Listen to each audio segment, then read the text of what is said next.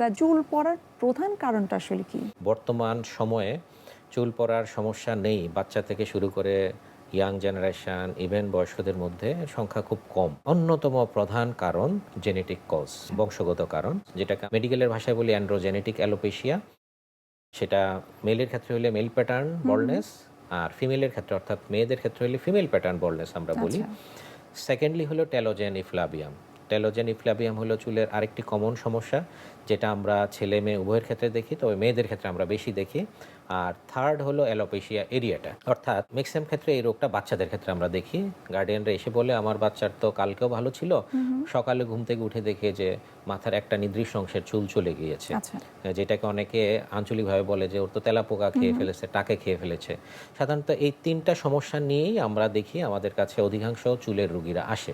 দ্বিতীয় কারণটা টেলোজেন ইফ্লাবিয়াম। এটার অন্যতম প্রধান কারণ হলো স্ট্রেস। টেলোজেন ইফ্লাবিয়াম বেসিক্যালি একটা রোগ যার অনেকগুলি কারণ আছে।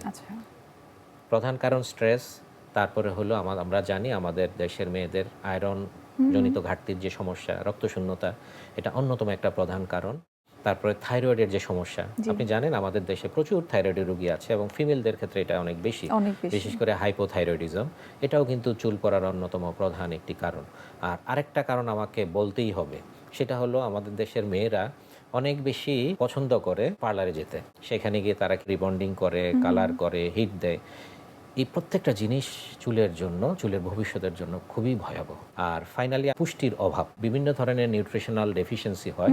আপনি জানেন যে আমাদের দেশে এখন তো একটা ট্রেন্ড চলছে ডায়েটিং, হ্যাঁ, তো সুতরাং মেয়েরা এটা করে ওজন বেড়ে যাওয়ার ভয়ে ওরা কি করে, ক্রাশ ডায়েট করে অনেকে, এবং এটা অন্যতম প্রধান কারণ। এই কারণগুলি আমরা দেখি টেলোজেন ইফ্লাবিয়ামের ক্ষেত্রে। আর প্রথম যে কারণটা অ্যান্ড্রোজেনেটিক অ্যালোপেশিয়া, এটা বেসিক্যালি বংশগত কারণ, যদিও বংশগত বলা হয়, কিন্তু এই বংশগতের সাথে হরমোনগত কারণ আছে, পুষ্টিগত কারণ আছে, এবং আমাদের যে লাইফস্টাইল, আমাদের যে ফুড হ্যাবিট, এই প্রত্যেকটা জিনিস কিন্তু এই বংশগত চুল পড়াকে প্রভাবিত করে। আর ফাইনালি যে বাচ্চাদের যেটা হয় অ্যালোপেশিয়া এরিয়াটা, এটা পুরোপুরি হলো অটো ইমিউন ডিজিজ।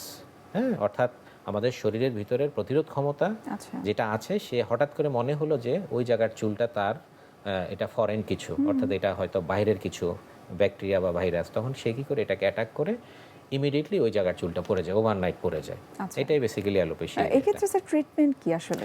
এখন চুল পড়ার জন্য অনেকগুলি ট্রিটমেন্ট খুব জনপ্রিয় হয়েছে। আমাদের প্রথম এবং প্রধান উদ্দেশ্য বা টার্গেট থাকে কি কারণে তার চুলটা পড়ছে, সঠিক কারণটা নির্ণয় করা। যে কোনো রোগের successful treatment depends on proper diagnosis. আমরা বাচ্চাদের অ্যালোপেশিয়া এরিয়া রোগ নির্ণয়ের জন্য যদি বলি, আমরা একটা টেস্ট করি, সেটাকে বলি ট্রাইকোস্কোপি।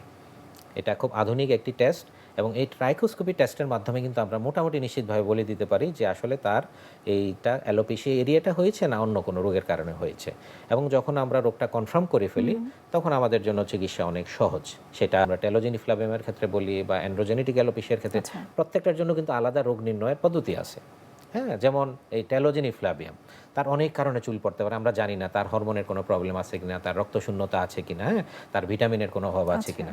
এইসব ক্ষেত্রে কিন্তু তার রক্তের কিছু পরীক্ষা করতে হয়। পরীক্ষা করলেই আমরা বুঝতে পারি, যদি হরমোনের প্রবলেম থাকে সেটাও ধরা পড়ে, তার যদি রক্তশূন্যতা থাকে সেটাও ধরা পড়ে, তার যে পুষ্টির অভাব হলো, এখন আমি তাকে কিছু ঔষধ দিলাম, তার রক্তশূন্যতাটা হয়তো কারেকশন হলো, কিন্তু আমি ওষুধ দিয়ে তো তাকে সারা জীবন রক্তশূন্যতা ঠিক রাখতে পারবো না। এই জন্য তাকে তার যে ডায়েট, রেগুলার যে তার ব্যালেন্স ডায়েট যেটা, সেটা তো তাকে নিতে হবে। সুতরাং সেটা যদি সে প্রপারলি না নেয়, কয়দিন পরে কিন্তু আবার পুষ্টিহীনতা হবে, তার আবার রক্তশূন্যতা হবে, আবার চুলের সমস্যা হবে। তো সেই জন্য কাউন্সেলিং ইজ ভেরি ইম্পর্টেন্ট।